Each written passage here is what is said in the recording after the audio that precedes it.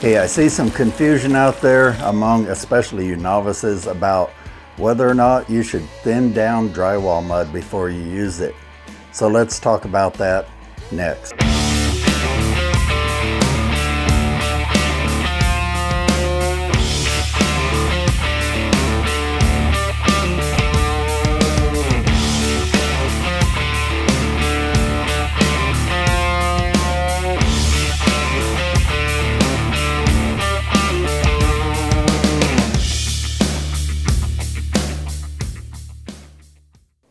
All right, thanks for stopping by my channel here at That Kilted Guy DIY Home Improvement. And I've seen this more than once, so I'm going to address it. Yes, recently I had a troll messing with me. It was the question of, do you really need to thin down your drywall mud before you use it? And there's people that say, hey, I was taught to use it straight out of the box and never water it down. It causes this problem or that problem. Well, I'm going to tell you the truth right here. I've been doing this for 36 actual hands-on years. I first walked on stilts in 1969. I was 8 years old.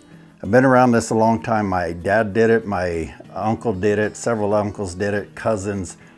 And all that time, we've always thinned down our mud 90% of the time. Now, there's some exceptions to it. And why do we do it?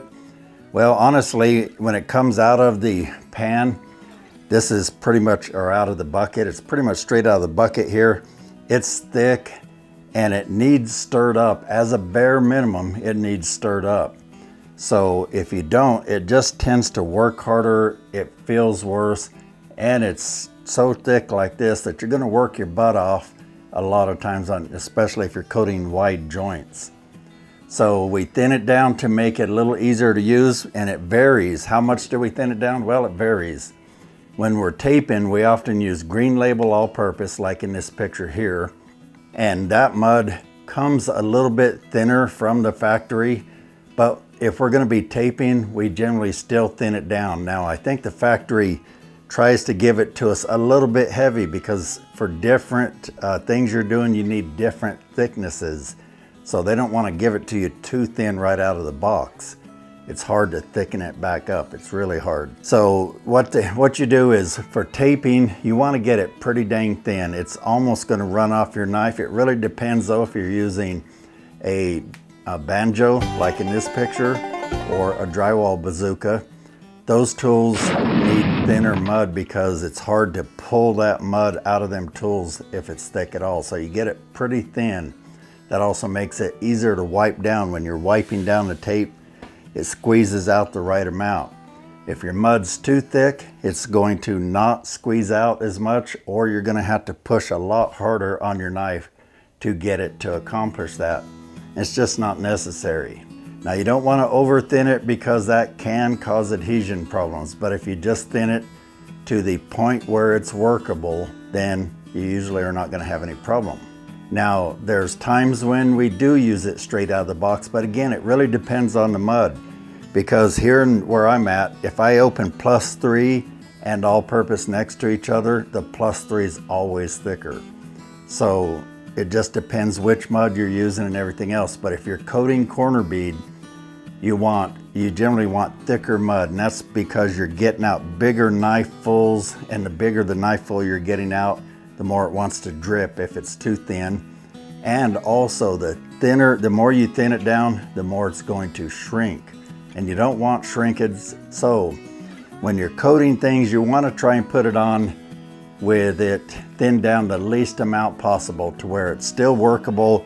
You're not having to be, Arnold Schwarzenegger pushing on the wall. It's not really kicking your butt too hard. That's kind of where you go for, where it's workable and it feels good, but it's not dripping all over.